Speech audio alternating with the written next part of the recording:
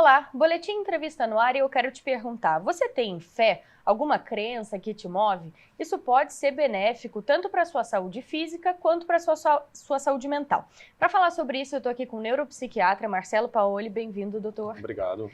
Para a gente começar, explica esse impacto positivo que a fé tem para as pessoas. A fé, a espiritualidade, religiosidade pode ter um impacto muito positivo tanto na saúde mental quanto na saúde física das pessoas, né? Tanto por promover um sentido de esperança, de que as coisas vão dar certo, quanto pelo engajamento em atividades sociais, em ter um maior suporte social, quanto por promover estratégias de lidar com o estresse, com adversidades, né? Então, assim, tem vários motivos de que a fé, espiritualidade e religiosidade podem ajudar, né, e prevenir problemas físicos e transtornos mentais. E quando a gente fala de fé, de crença, precisa ser necessariamente atrelado a uma religião?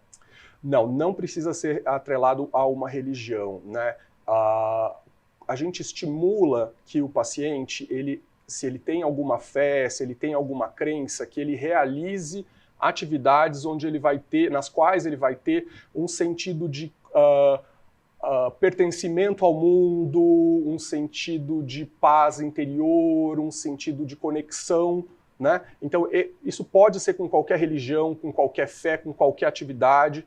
Quando o paciente não tem alguma crença específica, alguma religião específica, a gente vai procurar, muitas vezes, outras atividades que podem dar esses mesmos sentimentos, essas mesmas emoções. Então, não necessariamente precisa estar numa religião, né? E nesses estudos que foram feitos, que foram avaliados, foram evidenciado que pessoas com religião, religiosidade e fé têm melhores desfechos de saúde, foram avaliadas pessoas de diversas religiões.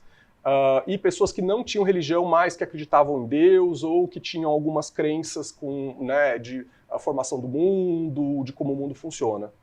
Por outro lado, quando a pessoa acredita com muita, assim, com muito forte, muito fervor, né? Exato, e aí a pessoa acaba ficando meio bitolada, isso daí já fica prejudicial, né? Isso pode ser prejudicial, sim. Isso daí, os estudos falam, né, que algumas vezes, né, você, dependendo de como essa religiosidade e no que a pessoa acredita, né, e como ela exerce isso, em que parte de grupo que ela participa, isso pode afastá-la do tratamento, né, e de situações da saúde. Então, muitas vezes acreditar que outras atividades de cura são né, superiores, não realizar um tratamento médico para realizar outros tratamentos, né? Na medicina a gente gosta de dizer que a gente faz tudo em paralelo, né? A cura espiritual, as atividades religiosas são importantes, tem que fazer, mas tem que fazer o tratamento médico, tem que fazer tudo bonitinho, né? Então fazemos em paralelo, né? Se a pessoa está em alguma, né? Se a crença da pessoa ou algum culto, alguma seita fala para se afastar do cuidado médico, né? Aí pode ser prejudicial mesmo. Então, o ponto-chave é ter equilíbrio, né? Sim, o ponto-chave é ter equilíbrio, né? E você mencionou quando a pessoa não vai até você, por exemplo, e não tem ainda uma crença, uma fé em alguma coisa, às vezes a pessoa se sente meio culpada, ela tá numa família que tem muito aquela crença, nossa, só eu não sinto. Como é que funciona isso? A pessoa pode procurar outras coisas, ela deve aprender a lidar com essa culpa? A pessoa pode procurar outras coisas, ela deve procurar atividades em que ela se sinta bem, tenha uma sensação de paz interior e conexão com o mundo, né? Mas a gente precisa trabalhar essa culpa porque ninguém é obrigado a acreditar em nada. Muitas vezes a gente difere em algumas coisas, né? Então a gente busca com o paciente a ver o que ele tem de similaridades com a família e o que ele tem de diferenças.